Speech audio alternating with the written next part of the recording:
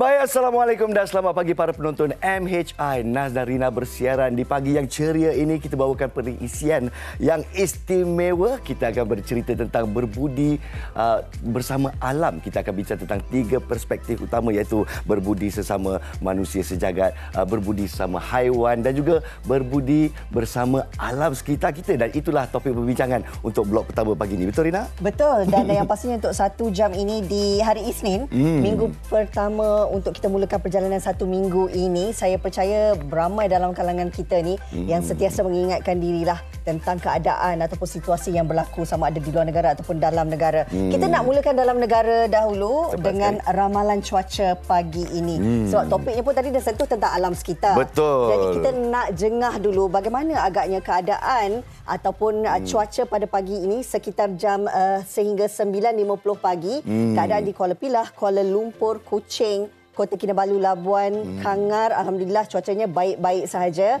Begitu juga di Kangar, di Petaling Jaya, Putrajaya, di Senai, Ipoh, semuanya dalam keadaan yang baik. Mungkin Putrajaya sedikit hujan sekitar jam 9.20 pagi nanti. Dan saya percaya juga dalam keadaan cuaca yang kita percaya masuk pada fasa monsun timur laut ini, pastinya pelbagai kejadian yang berlaku ketika ini. Kita juga nak berikan amaran hujan berterusan. Itu dia, amaran hujan berterusan kita. Kita akan memberi peringatan kepada anda semua untuk berwaspada di Perlis, Kedah, Pulau Pinang, Perak, Terengganu juga dan Kelantan. Malangnya di pantai timur dikatakan masih dahsyat keadaannya di sana, masih basah dan hujan turun tidak berhenti-berhenti lagi. Jadi untuk cerita hujung minggu kita lah, di sini kita melihat keadaan di Bukit Tinggi. Musim sekarang memang tidak eloklah kita berada di kawasan tinggi-tinggi ini kerana air tidak berhenti mengalir, ya. Ini banjir kilat yang berlaku sekitar jam 10 malam tadi, menyaksikan bagaimana situasi yang mengakibatkan runtuhan cerun dan juga kerosakan jalan, selain banyak kenderaan tenggelam serta 30 buah rumah dimasuki air. Ini situasi yang berlaku, dan bagi anda yang mungkin nak melalui jalan ini kan mungkin perlu dilihat dahulu jalan alternatif yang lain bagi mengelakkan situasi ini, sebab dipercayai keadaan ketika ini sedang dibaik pulihlah jalan yang mengakibatkan saya percaya membimbangkanlah juga dengan situasi yang berlaku ketika ini, ya Nas? Ini pula keadaan tanah runtuh di Bentong, jadi difahamkan bahawa jalan raya telah pun dibuka semula, tetapi bersiap siaga, berwaspada kerana hujan tetap turun dan jalan penuh dengan batu-batu dan sebagainya. Jadi dari Bentong kita ke Kelantan pula melihat keadaan di sana. Kita bakal berlintas langsung di Sekolah Kebangsaan Jelawat Bacok Kelantan bersama wartawan MHI Asri Badrul. Assalamualaikum Asri, apa khabar di sana? Silakan.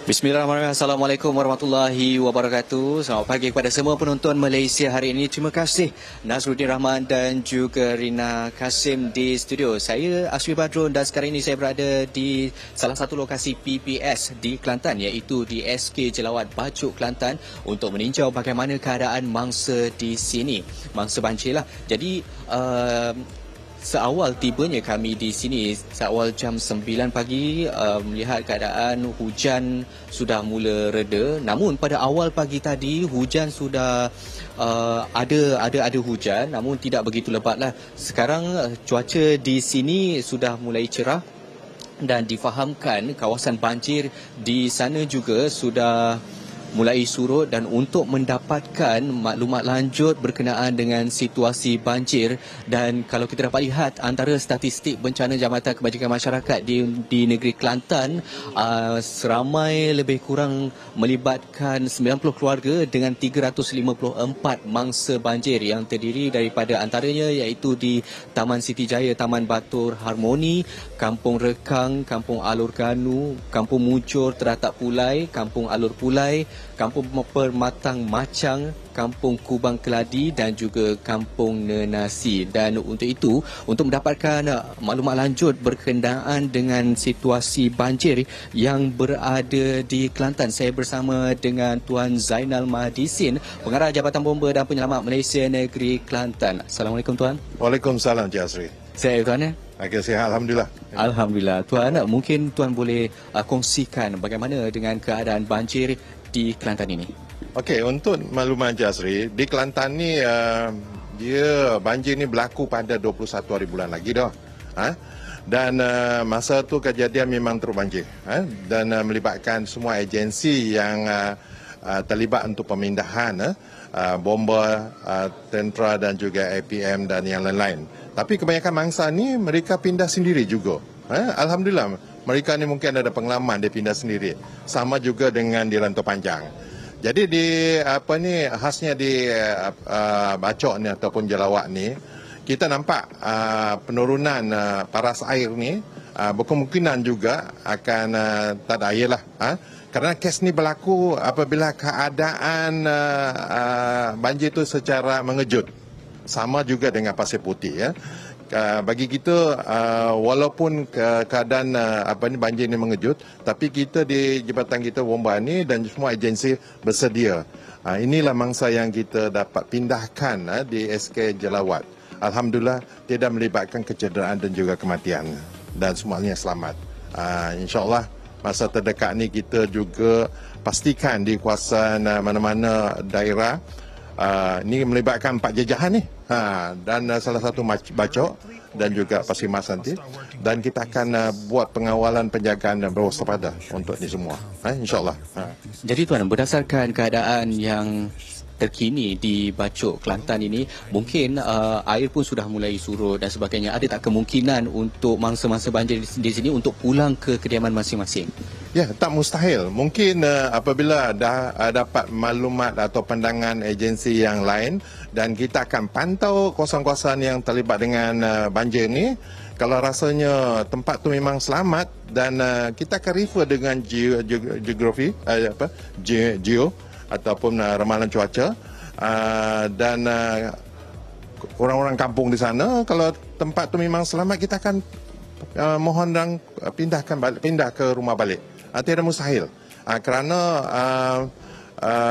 itu saya katakan tadi, hujan ni adalah mengejut, bukan orang kata berterusan. Hari ini di sini panas. Ada setengah tempat di Rantau Panjang mungkin hujan. Tak sama. Jadi kita kemungkinan mereka akan keluar, berkemungkinan kita akan rujuk kepada pihak-pihak tertentu, insyaAllah. Baik, mungkin daripada segi jangkaannya, sebab kalau kita dah tengok sekarang ni air dah mula surut, mungkin jangkaan untuk masa akan datang, ada lokasi-lokasi lain yang akan kebiasaannya mendari risiko untuk banjir daripada pihak Tuan sendiri?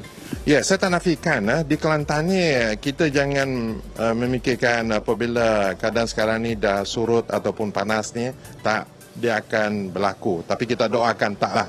This is a season ataupun musim timur laut di Kelantan ni.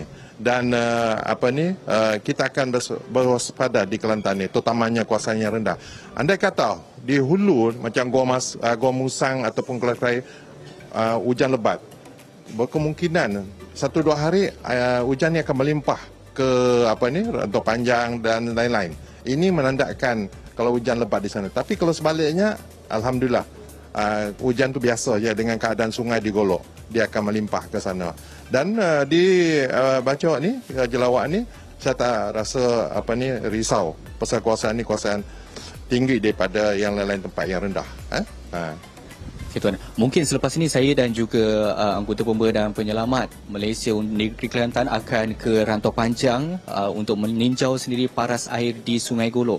Dan lagi perkembangan akan saya bawakan untuk anda. Terima kasih kerana sudi menonton Malaysia hari ini. Jangan lupa saksikan perkembangan kami dari semasa ke semasa. Besok akan kami bawakan secara langsung dari Rantau Panjang. Saya Asri Badrun untuk Malaysia hari ini kembali ke studio.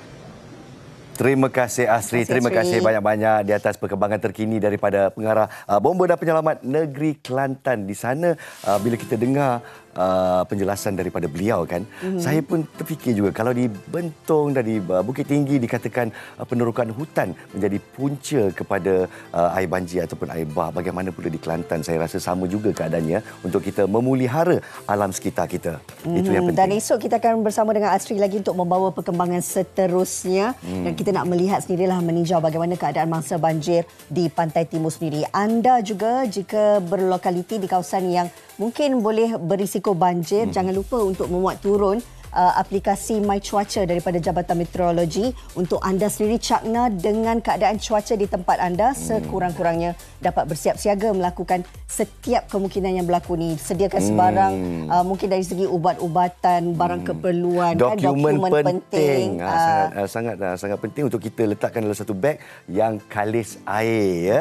Jadi bersiap siagalah mereka di sana, dan insya-Allah kita rakyat Malaysia mendoakan yang sebaiknya untuk anda yang ditimpa kesusahan. Baik, kita berehat seketika dan apabila kita kembali berbudi bersama alam, Rina. Ya, semuanya di MHI selepas ini.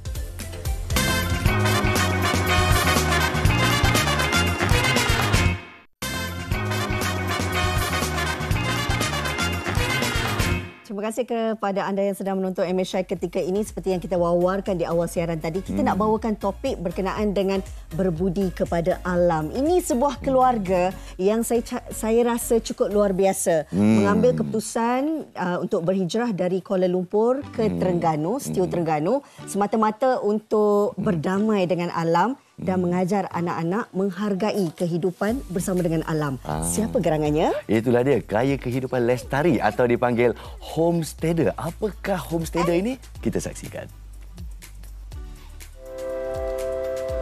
Dari kehidupan di bandar dengan bangunan pencakar langit kepada alam semula jadi, itulah pilihan keluarga yang mahu lari dari kesibukan kota metropolitan. Mereka mula berpindah ke pantai penarik Setiu Terengganu ketika tempoh kawalan pergerakan PKP pertama yang dikuatkuasakan pada bulan Mac 2020. Noah Ibrahim Wells, 38 tahun, nekat untuk keluar dari zon selesa dan memulakan kehidupan keluarganya dengan gaya hidup sara diri atau sebagai homesteader. Zarah Arifin Al-Qadri, 39 tahun, ibu kepada 4 cahaya mata itu juga berjaya meminimumkan perbelanjaan dengan memanfaatkan barangan terpakai serta menghasilkan produk daripada sumber alami.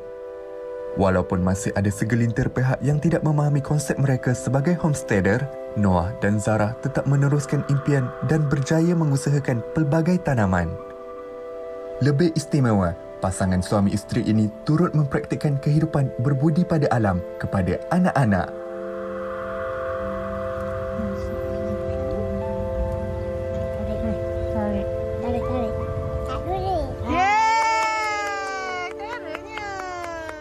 Seronok seperti yang kita janjikan, 3 perspektif akan kita terokai. Pertama sekali, berbudi bersama dengan alam. Jadi keluarga istimewa ini kita perkenalkan kepada anda. Wah, daripada Terengganu sampai ke Kuala Lumpur. Alhamdulillah, Puan Zarah Arifin Al-Qadri, ibu kepada 4 cahaya mata yang begitu menawan, memang menawan. Dengan juga sang suami Encik Noah Ibrahim Wells. Mr. Noah, how are you, sir? Alhamdulillah. Alhamdulillah, okey. Dan juga kita perkenalkan yang sulung, namanya Omar. Betul? Angkat tangan sikit. Angkat tangan, siapa nama Omar? Omar pakai batik Ganu lagi. Yang kedua, Encik Ali, angkat tangan. Ali berusia 9 tahun. Ali Mikael Wells. Hanan Elina Wells. Alah, comelnya dia. Nampak litik air ni. Dan akhir sekali, si comel ni namanya siapa? Fatimah. Fatimah, umur berapa? 4 tahun. Nasib baik Aunty Rina ni pandai kira. Alhamdulillah. Jadi bila kita tengok kehidupan anda dan keseronokan yang diamati itu memang genuine lah. Memang betul-betul genuine. Saya nak tanya pertama sekali, apakah yang mendorong anda berdua untuk berpindah ke Terengganu? Silakan. Okey, dia actually disebabkan kos sara hidup sebenarnya. Sebab kita memang born and bred in KL sepanjang hidup saya dan isteri saya Zarah. And then kita dapat tahu dekat Pantai Timur sewanya lebih murah berbanding sinilah. So kita pun pergi untuk survey dan betul sewa di sana lebih murah dan kita dapati sana dia lebih stress free lah. Sebab dia tak sibuk macam belah-belah KL ni. Betul. Kan? Dan tak ada jam. Sana dia memang yang chill lah. Chill. So kita decided since kita orang pun kerja sendiri dan kita boleh hidup di mana saja. So kita pilih Pantai Timur, kita survey dari Kelantan ke Pahang dan kita dapati Terengganu lah yang sesuai untuk kita pada masa itu. Sekarang lah. Sedar tak sedar dah 4 tahun sebenarnya menetap di Terengganu dan pastinya yang menarik perhatian kami di MHI bagaimana sebenarnya Puan Zarah ini sendiri cuba untuk mengadaptasikan kehidupan berdamai dengan alam ini kepada anak-anak. Bagaimana permulaan langkah? Sebab kita tengok kalau kat belakang rumah tu ada kebun, ada haiwan ternakan, Ada kan? kompos dan sebagainya. Jadi kita nak tahulah apa yang mencetuskan idea untuk bercucuk tanam dan juga memelihara haiwan ternakan. Sebenarnya kita start homesteading ni masa masih di KL. Kami duduk di Hulu Langat, di dusun organik. Kami memang tak ada jiran lah. And tempat tu memang agak wild. So memang kita pindah situ masa Omar berumur 9 bulan. Terpencil. Kurang bertiga saja. So masa umur 9 bulan, maknanya lahir dia dah terpaksa hidup sedemikian. Gitu. Dan itulah dia pilihan keluarga. Ya, betul. Dan dalam kehidupan lestari ini, kita menggunakan apa yang ada untuk menyara kehidupan.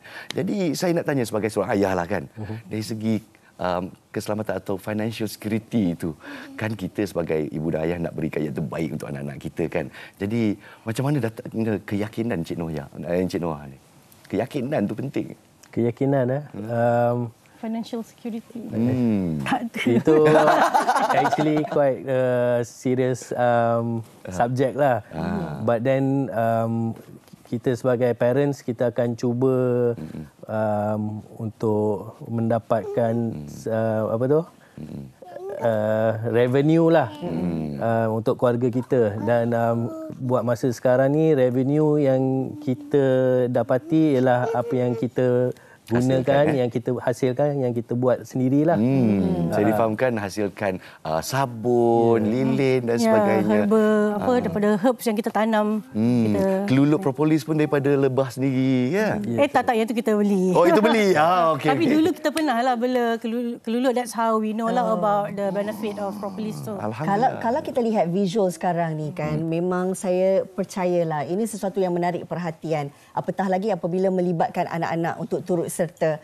Bagaimana sebenarnya memberi pendedahan kepada anak-anak ni? Sebab kita tengok kalau dilihat ada tanam labu lah, tanam jagung sendiri. Lepas tu anak-anak pun cuba untuk menternak haiwan dengan cara mungkin dapatkan pengetahuan daripada kedua ibu bapa mereka. Puan Zara sendiri bagaimana nak tanamkan minat supaya mereka ni ada keinginan untuk berbakti kepada alam?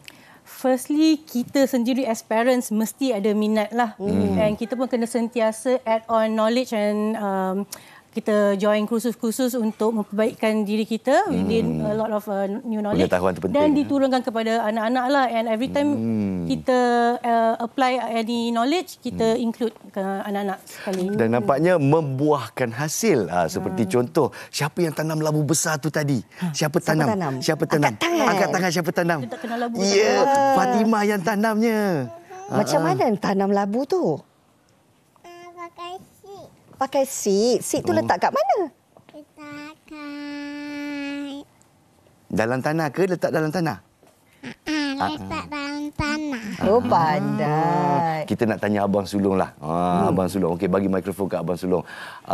Omar ni dah biasa dengan kehidupan lestari, rough and tough orang katakan. Jadi, ingat tak dulu kehidupan di Kuala Lumpur macam mana? Ingat. Rindu tak? Rindu. Rindu sikit-sikit. Apa yang rindu sebenarnya? Kawan-kawan. Rindu kawan-kawan. Ali pula macam mana Ali? Kita kat situ.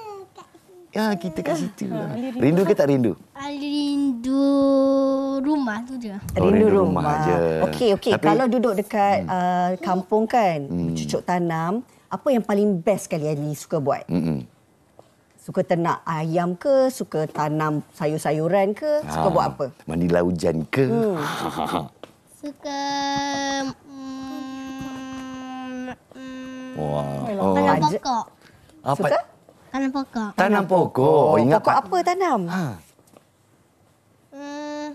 Macam-macam lah. Roselle. Oh, pandai. Oh, itu Patut boleh buat lah. jus tu kan? Pandai dia. Wah, rumah awak saya tak tanam pokok, saya panjat pokok. Hanan, Itu awak. Itu saya. Okey, Hanan pula suka buat apa kalau duduk kat kampung? Tanam pokok. Pokok apa Hanan tanam? Roselle. juga. Tapi pandai petik buah juga. Masa saya angka nampak tadi, awak petik apa tu tadi kat sana dalam video tadi? Pancing dan tanam Tomato. Oh, tomato. Dan saya satu lagi kan Nas, bila kita tengok semua video yang dipaparkan dalam TikTok Puan Zahra ni, memang satu yang menarik perhatian tu bila mereka melakukan aktiviti dumpster diving. Tak semua orang yang sanggup lakukan, pergi ke pasar, ambil sisa-sisa sayuran dan sebagainya. Tetapi anak-anak juga dididik kan daripada awal untuk mereka sendiri rasa tak geli nak buat ni. Macam mana sebenarnya galakkan mereka sendiri? Kita ajak lah. Tapi after a while tu kadang-kadang dia pun dah tak nak lah kan. Tapi kita paksa dan kita kasih reward lah sikit. Kasih gaji. Ada gaji. baru Ada lah. insentif begitu. Insentif, betul. Alhamdulillah. So thank you so much kepada Encik Noah dan kepada Puan Zahra as well untuk berkongsi cerita bersama dengan kita. Kepada penonton di luar sana yang mengambil langkah lestari ini, insya-Allah penuh dengan tawakal. Jadi daripada berbudi kepada alam, kita berbudi kepada haiwan pula. Ini menarik. Secara dalam talian kita bawakan Jurina Abdul Rani, pecinta haiwan, di mana kalau kita lihat aktivitinya yang dilakukan bersama dengan kumpulannya, menyelamatkan haiwan jalanan, memberi makan, ubat-ubatan, dan waktu banjir selamatkan haiwan ini daripada menjadi mangsa banjir. Kita terus nak bersama dengan Jurina. Assalamualaikum. Salam. Apa khabar Jurina? Jurina sihat walaupun atas tu ada kucing ke atas tu. Itulah dia betul-betul. Kelab Sahabat Kucing Jalanan Pahang. Oh, rumah kucing ni pun buat sendiri tu nampaknya tu. Ya. Okey, Puan Jurina, boleh kita kongsikan tak bagaimana sebenarnya mula minat untuk menyelamatkan kucing-kucing jalanan ini? Okey, Assalamualaikum. Sebenarnya pertubuhan ini adalah suka-suka.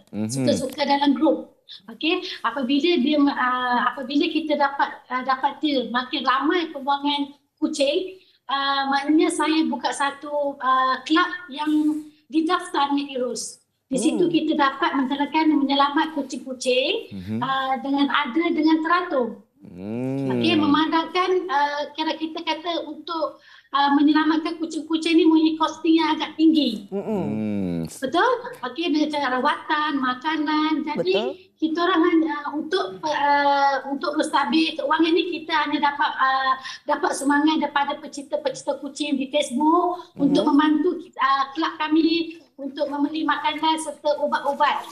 Dan kelab kami juga ada mengadakan knowledge untuk pra sekolah supaya sayangkan kucing-kucing. Jangan buang kucing jalanan. Supaya setiap rumah ni mesti ada kucing. Jadi saya difahamkan, kita kerap di awal. Saya difahamkan di rumah Puan ada 30 ekor kucing yang dijaga ya setakat ini ya. Wow. Ya, betul. Jadi macam mana pula dengan pendedahan kepada orang-orang ramai? Adakah mereka cakna akan kisah kucing jalanan ini? Okey, aktiviti untuk kita mendedahkan orang awam supaya cakna dengan kucing-kucing ni. Okey, sebab tu aktiviti kita banyak di luar. Membabitkan orang awam supaya melihat nilai-nilai mudik kelab yang kita terapkan.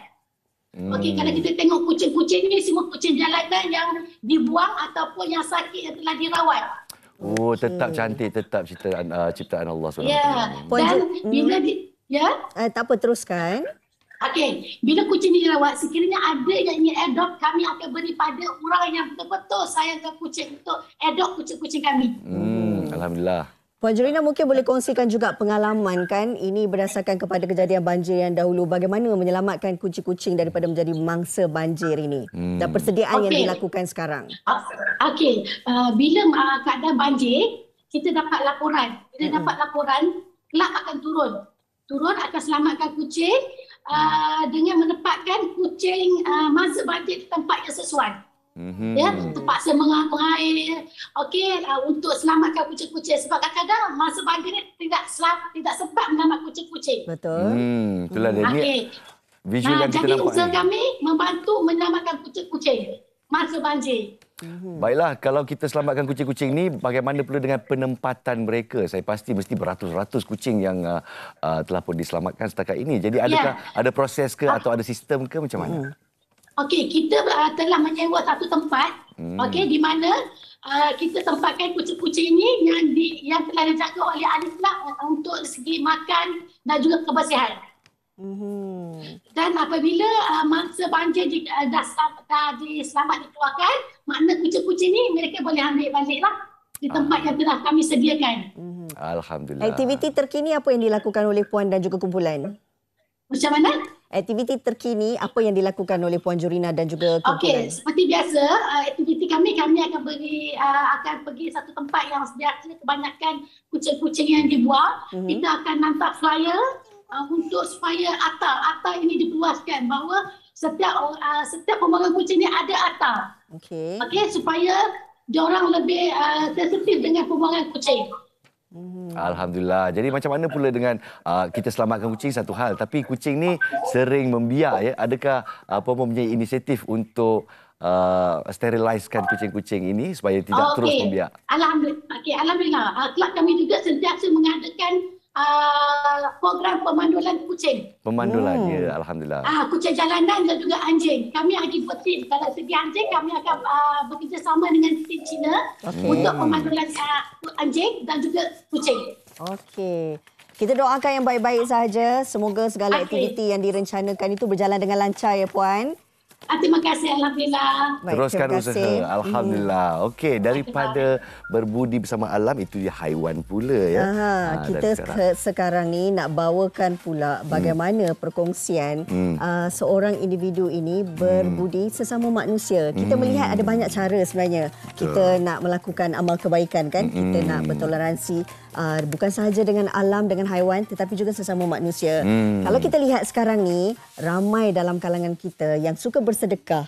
Setiap hari Jumaat lah contohnya kan, memberi makanan kan kepada rakan-rakan. Walaupun belanja sekadar sarapan pagi biasa. Bercerita pasal makanan ni Karina, kan konsep unik, makan sepuasnya, bayar seikhlasnya. Buat golongan berkemampuan apabila bersarapan di restoran Dapur Infak Umah di Kompleks Dagangan Intra Mahkota. Siapakah insan yang begitu baik hati menyediakan makanan ini? Bayar berapa saja awak nak untuk infak kan? Kita nak menyapa Cik Badrul Jamili Kamarudin yang sudah pun berada secara dalam talian. Assalamualaikum Cik Badrul. Waalaikumsalam warahmatullahi wabarakatuh. Inilah dia wajah insan begitu baik hati ya. Dari sekarang inisiatif ini dijalankan selama 4 tahun setakat ini. Macam mana? Masih mampu bertahan? Alhamdulillah. Alhamdulillah, dengan izin Allah Subhanahu Wa Taala masih lagi berjalan seperti biasa. Dan malah sekarang ni kita ada dua kedai. Kedai yang lama di Kompleks Dagangan Mahkota dan kedai yang baru kita di Tahfiz Food Court di Tanjung Lumpur, Kuantan, bersebelahan dengan Yayasan Pahang. Alhamdulillah setakat ini kita masih mampu bertahan berkat sokongan daripada semua pihak. Alhamdulillah. Baik, kita nak tahu juga permulaan inisiatif yang digerakkan ini. Apakah yang mencetuskan idea untuk Cik Badrul berkongsi rezeki bersama dengan yang lain? Okey, kalau nak kita kisahnya sangat panjang. Tapi apa yang saya selalu ingat dan saya selalu ceritakan kepada kawan-kawan saya, sahabat-sahabat saya ialah bila mana satu ketika saya asalnya berniaga, kemudian saya jatuh. Saya berniaga di tepi jalan. Waktu saya susah, mak saya selalu telefon saya. Setiap kali dia akan telefon, dia akan tanya, saya dah makan ke belum? Setiap kali dia telefon, pasti dia akan tanya. Itulah soalan yang awal yang arwah mak saya akan tanya kepada saya. Jadi apabila sampai satu ketika, saya berfikir, kenapa mak selalu saya tanya perkara tersebut? Jadi bila saya berfikir dan saya melihat keadaan sekeliling, saya membuat satu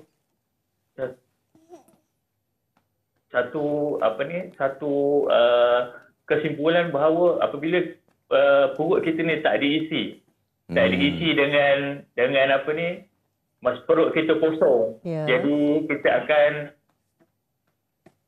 teruskan. Perut kita akan kosong dan kita tak akan membuat satu keputusan yang tepat dalam sesuatu perkara itu. Bila perut kosong, minda kosong, hati kita pun kosong begitu. Iya, betul. Jadi dengan rezeki yang diperolehi daripada mereka yang membayar lebih, berinfak untuk mereka yang kurang berkemampuan. Jadi ada orang yang kata pula, wow, dia ni bisnes cash kan. Jadi macam mana kita nak adakan transparansi di mana duit yang diinfakkan dibawa kepada kebaikan. Itu tanggungjawab yang berat tu, ya Encik Badrul? Ya. Saya begini, kami ni ada buat satu pertubuhan, dikenali dengan nama Pertubuhan Dapur Infak Umah. Setiap hari kita akan buat makan percuma di kedai kami lah. Andai kata pada sumbangan orang ramai di dalam tabung tersebut, kami akan masukkan tabung lebihan itu ke dalam akaun Pertubuhan Dapur Infak Ummah. Jadi yang bila dalam akaun Dapur Infak Ummah tu kami akan gunakan untuk program-program lain, terutamanya dalam agihan kepada komuniti gelandangan dan juga rentan di sekitar Bandar Kuantan. Kami juga buat program untuk bantuan banjir kepada masa-masa banjir. Kalau lihat di dalam video sekarang ni, untuk masa-masa banjir daripada tahun, dan tak silap saya, 2022 di Karak. Jadi kita akan hantarlah bantuan. Jadi duit yang lebihan dan juga sumbangan orang ramai tu kami akan gunakan untuk program-program kebajikan yang lain lah. Baik, sedikitlah maklumat untuk mereka yang berada di sekitar kawasan nak mendapatkan mungkinlah kan dalam keadaan kita faham ekonomi sekarang ni. Bagaimana cara untuk mereka ke sana? Kalau boleh dikongsikanlah juga sikitlah tentang menu-menu yang dihidangkan. Betul, nampak sedap tu. Okey, alhamdulillah. Tuan-tuan yang ada sekitar dengan berhampiran dengan kami ni, terutama yang di Tanjung Lumpur dan juga di Indra Kota, boleh datang ke lokasi kedai kami yang dibuka bermula pada jam 8 pagi hingga jam 11.30 pagi. Menu utama kami ialah roti tempayan, ada kari kambing, kari ayam, kemudian ada nasi lemak, ada kuih muih dan juga ada mi goreng dan bihun dan sebagainya lah. Alhamdulillah, itu antara menu-menu utama lah yang kita sedia untuk semua. Semoga terus berkongsi rezeki bersama dengan mereka yang memerlukan ya, Cik Badrul. Terima kasih banyak-banyak. InsyaAllah. Sama-sama, terima kasih banyak-banyak. Alhamdulillah. Itulah bila cerita pasal menu-menu macam tu pagi-pagi ni. Tiba-tiba air kita terkeluar sikit. Macam tu. Rida. Dan kita harapkanlah perkongsian yang kita bawakan pagi ini daripada berkongsi kegembiraan mereka berdamai dengan alam, dengan haiwan dan juga sesama manusia ni dapatlah juga menyuntik hati kita pagi ini untuk sama-sama juga kita mulakan hari kita ini dengan berbuat kebaikan. Jadi kita nak ucapkan terima kasih sekali lagi kepada keluarga lestari kita. Mr. Noah, thank you so much. Puan Zara, Arifin, terima kasih. Alamak, bestnya. Terima kasih Fatimah, Hanan. Kita tengok, macam kita nak anak-anak kita jadi kecil balik. Kita comelnya. Jadi apa yang kita boleh lepas tu ni balik terus Terengganu. Ya, lepas ni terus balik ke Terengganu. Alhamdulillah, jalan baik-baik. Masalah semua di sana. Jadi apa yang kita boleh disimpulkan daripada 3 perspektif yang kita nampak di sini kan. Jadi ia perlukan tawakal yang luar biasa. Ia perlukan kecekalan dan juga reda kepada Yang Maha Esa. Rezeki kita hanya daripada Dia. Ya? Baik, itu perkongsian yang kita bawakan untuk hari ini. Kita nak berehat seketika. Kembali lagi di MHI selepas ini. Bye, Fatimah.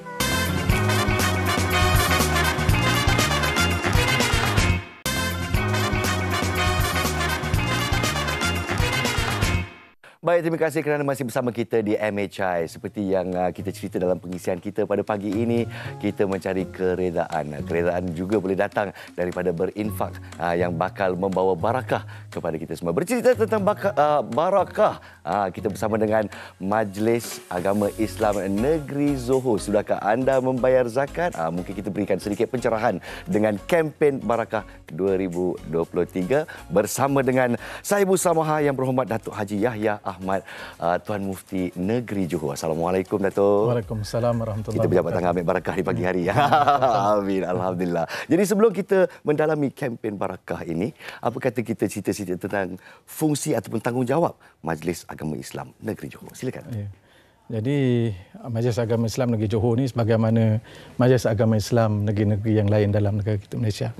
Kita ada mempunyai fungsi utama, iaitulah selaku pihak berkuasa agama tertinggi selepas Duli Yang Maha Mulia Tuanku Sultan Johor.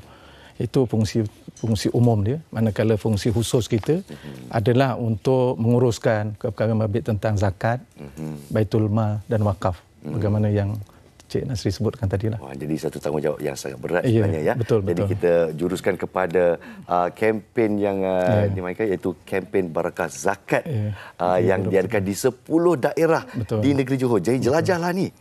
Alhamdulillah. Boleh kita ceritakan sikit tentang pengisiannya? Ya, Alhamdulillah kita telah pun melancarkan pada awal Oktober yang lalu. Kita punya program selama 3 bulan daripada Oktober sehingga ke bulan Disember ni. Tujuan kita untuk kita mendekati mereka-mereka yang berkepayaan ataupun berkemampuan untuk membayar zakat lah. Yang pertama sekali untuk menyebarluaskan kewajipan seorang itu membayar zakat, dan yang kedua nak memaklumkan kepada masyarakat sebenarnya ke mana duit-duit zakat yang diamanahkan kepada Majlis Agama Islam Negeri Johor daripada pembayar-pembayar zakat itu diagihkan. So berbagai-bagai program-program yang telah kita atur, antaranya kita sebutkan sebagai ziarah mesra muzaki, mana-mana mereka-mereka yang berpotensi kita rasa berkewajipan untuk bayar zakat, nampak rumah pun boleh tahan, usaha kereta pun nampak mewah, perusahaan nampak maju dan sebagainya, tapi dalam rekod kita ni belum ada lagi pembayaran dibuat. Kita cuba untuk mendampingi mereka dan juga memberi penjelasan kepada mereka lah tentang kewajipan zakat secara langsung. Sebab zakat ini bukan hanya kita menunggu saja dari pejabat untuk orang bayar. Pada hari ini kita kena keluar supaya kita nak pastikan mereka yang berkewajipan bayar zakat ini tidak terlepas pandang dari segi kewajipan zakat itu sendiri. Mungkin ada masalah dari segi pemahamannya. Ada banyak orang yang saya kenal dia kata, zakat fitrah saya dah bayar. Jadi apa lagi nak bayar zakat lagi kan? Mungkin nak adakan pencerahan di sana sikit. Itulah sebenarnya tujuan kita mengadakan program-program seumpama ini. Sebab kewajipan kita tidak hanya kepada zakat fitrah sahaja. Sebab zakat ini adalah merupakan rukun Islam yang ketiga yang wajib disempurnakan. Maknanya apabila seorang itu telah menyempurnakan kewajipan zakat itu, maka sempurnalah kewajipan dia sebagai seorang Islam itu dia kena laksanakan pada harta-harta yang mereka miliki untuk dizakatkan. Alhamdulillah. Jadi di sini seperti yang Datuk ceritakan tadi, ada transparansi ya. Jadi orang ramai boleh melihat di mana duit zakat mereka pergi. Itu sangat penting. Betul. Alhamdulillah. Jadi mereka lakukan dari segi atas talian ke macam mana? Berbagai kaedah dari segi pergi ke kaunter sendiri, dan kita ada amil-amil di setiap daerah, di setiap mukim, setiap tempat yang mereka ini berfungsi untuk membuat pungutan zakat dan sebagainya, maka melalui platform itu. Selain daripada itu, kita ada melalui online dan juga beberapa bank-bank yang telah kita kenal pasti, kita berkolaborasi dengan mereka sebagai ejen zakat gitu. Harapan kita ialah tidak ada masyarakat yang terlepas pandang tentang kewajipan untuk menunaikan zakat itu sendiri dan tidak rasa ragu-ragu ke mana kewangan zakat itu disalurkan. Jadi sebab ini adalah merupakan kewajipan yang perlu untuk dilaksanakan, kerana sebenarnya harta yang dimiliki oleh seseorang itu bukan kita punya secara mutlak. Di sana mesti ada ditentukan dalam Islam sebahagiannya untuk mereka-mereka yang memerlukan, apa yang disebutkan sebagai asnaf. Jadi apa yang kita harapkan supaya semua masyarakat mempunyai kefahaman tentang itu dan berusaha sedaya upaya untuk kita melaksanakan kewajipan zakat ini, sebab itu adalah merupakan rukun Islam. Makna bila kita dah melaksanakan rukun Islam, rasa sempurnalah kita sebagai seorang Islam itu sendiri. Dan apa yang kita harap lebih penting ialah zakat itu dibayar kepada pihak yang berwajib, yang mempunyai autoriti, supaya ianya boleh dapat diurus tadbir secara bersistem dan seterusnya asnaf itu dapat dibela dengan pungutan zakat yang telah pun dilaksanakan oleh Majlis Agama Islam Negeri. Kalau Johor ni, di Johor itu sendirilah. Itulah dia, dan itulah dia kewajipan yang digalas oleh Majlis Agama Islam Negeri Johor. Mungkin nasihat terakhir kepada penonton di luar sana akan jelajah kempen Barakah Zakat 2023 ini. Di mana mereka boleh pergi? Jadi insya-Allah kita akan turun ke daerah-daerah. Dah bermula pun program itu, dan kita akan tunjukkan kepada masyarakat bagaimana kita menyantuni para asnaf ini, dan seterusnya kita mengharapkan supaya masyarakat yang mempunyai pengetahuan atau maklumat ini dapat melaksanakanlah kewajipan kita, sebab kita mempunyai keperluan untuk kita bantu asnaf-asnaf supaya mereka dapat mempunyai menjalani kehidupan. Sebab di sana ada ibu tunggal, ada fakir, ada miskin dan sebagainya. Dengan zakat yang kita bayarkan ataupun kita amanahkan kepada majlis agama inilah dapat memberi pembelaan kepada asnaf itu sendiri. Mereka yang memerlukan. Jadi terima kasih sekali lagi kepada tetamu kita pada pagi ini, dan saya bersamahan Yang Berhormat Datuk Haji Yahya Ahmad yang sudi berkongsi tentang kempen Barakah Zakat 2023 di negeri Johor. Jadi penonton di luar sana, kita pun sama-sama meminta barakah insya-Allah dan kita berinfak bersama-sama. Jangan lupa kewajipan anda untuk berzakat. Kita berehat seketika, dan apabila kita kembali Dasar Pendigitalan Malaysia khas untuk anak-anak generasi terbaru. Apa ceritanya? Semuanya selepas ini.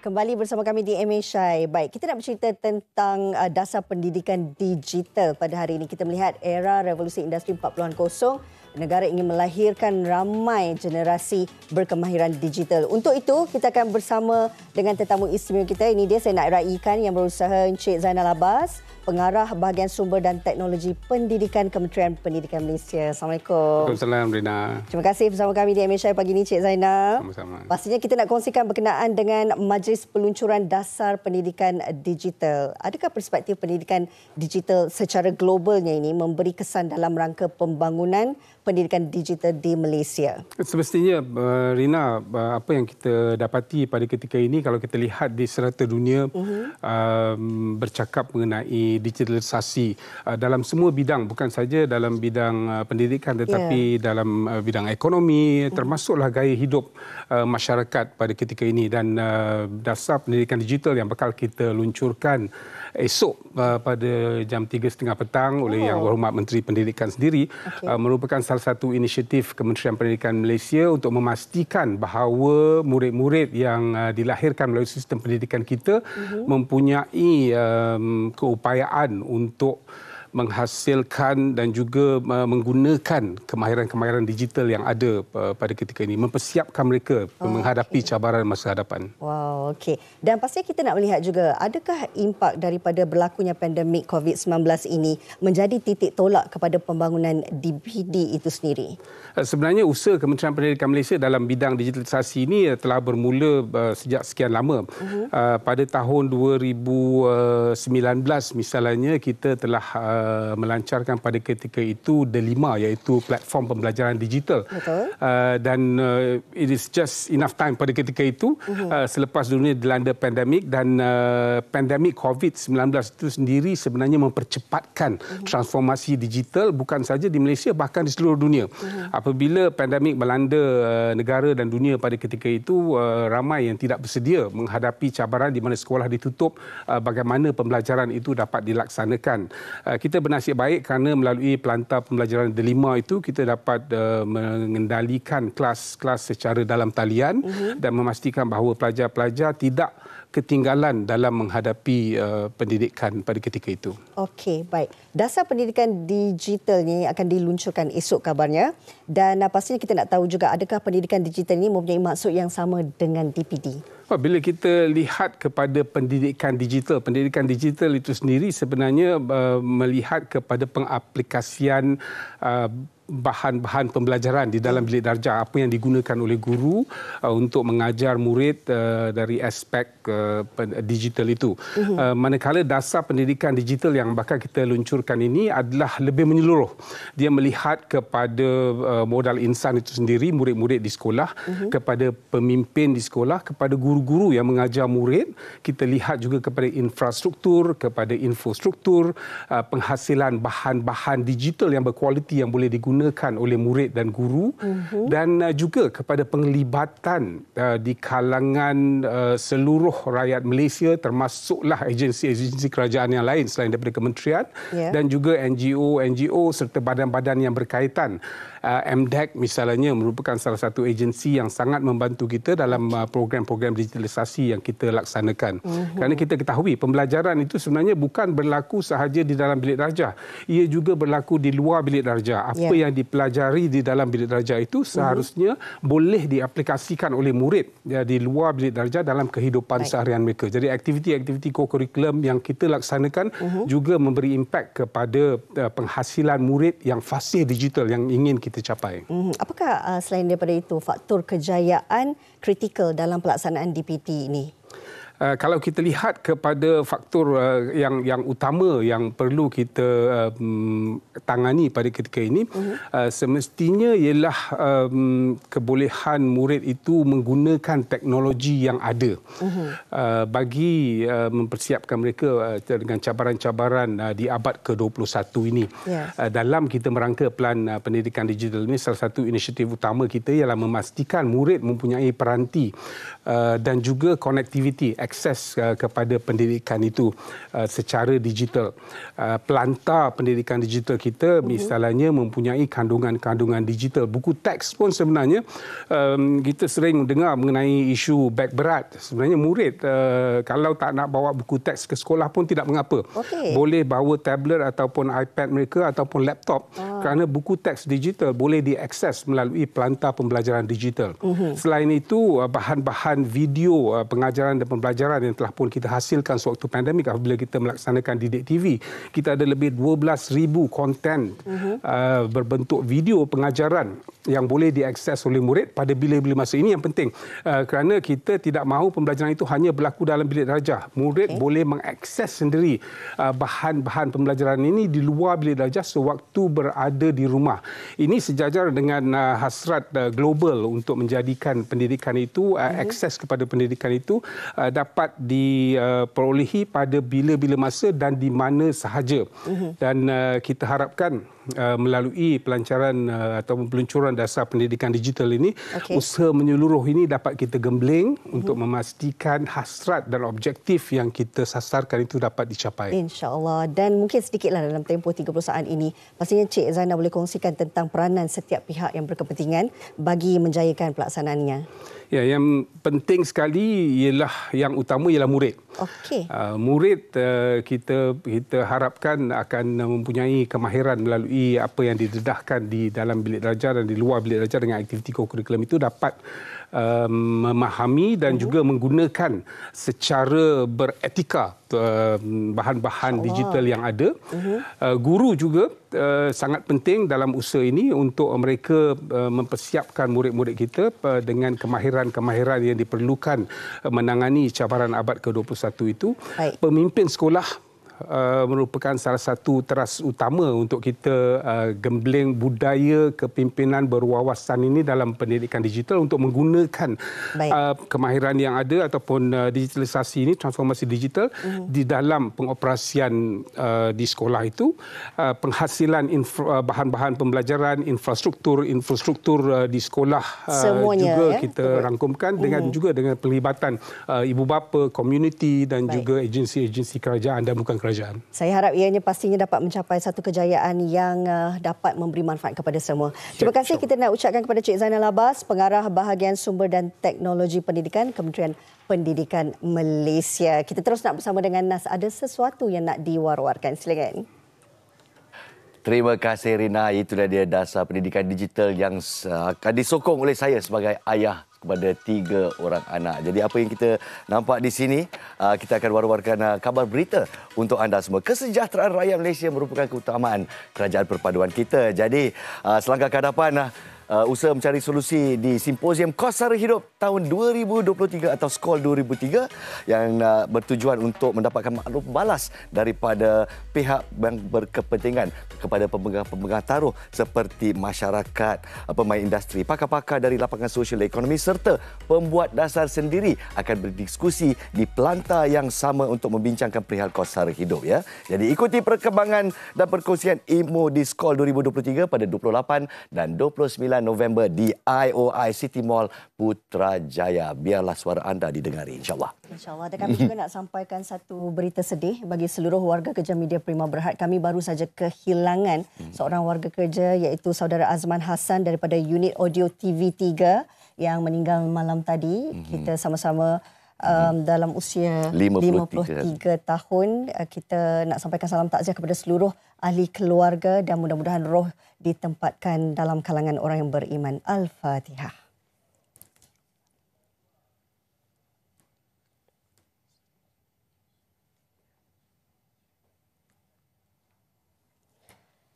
Amin amin ya rabbal alamin. Itulah dia arwah Abang Azman, kita panggil di sini Abang Man, yang sentiasa memberikan pertolongan. Dia memang seorang yang baik hati dan insya-Allah kita kehilangan seorang insan yang sangat tekun dan erat bersama kita. Kita dah sampai ke penghujung siaran. Terima kasih kepada semua yang menonton MSI pagi ini. Mudah-mudahan memberi manfaat untuk semua. Esok kita nak kembali lagi. Kembali kita cerita tentang akan kesihatan. bersama dengan rakan tugas kita. Betul. Topik yang sangat penting. Takutlah pula. Bila batuk macam tu, orang fikir COVID kan. Kadang-kadang batuk-batuk ni, kita mungkin pantau penyakit TB. Dan kita akan berdiskusi kepada anda semua. Dan juga perkongsian nostalgia seni. Kita bawakan R&B sikit. Tahu tak siapa? Farhat. Wow. Higher than mountain, deeper than sea. Begitu. Baik, kami juga nak ingatkan kepada semua yang berlokaliti di kawasan yang berisiko banjir untuk sentiasa berhati-hati, terutamanya mereka yang berada di 6 negeri yang kita sebutkan tadi. Amaran hujan berterusan yang dilaporkan di Perak, Pulau Pinang, Kedah, di Perlis, Kelantan dan juga Terengganu. Hati-hati, jaga keselamatan diri. Assalamualaikum, jumpa lagi esok. Bye.